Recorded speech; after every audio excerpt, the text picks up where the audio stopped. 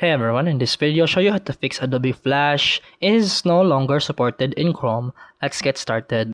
First, it's important to know that Adobe Flash Player has been officially discontinued and is no longer supported in Chrome. Be careful, many sites or extensions claiming to enable Flash may be unsafe or unreliable.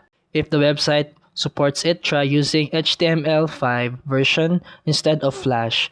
Most modern websites have already switched. You can use trusted tools like Ruffle, which safely emulates Flash content directly in your browser.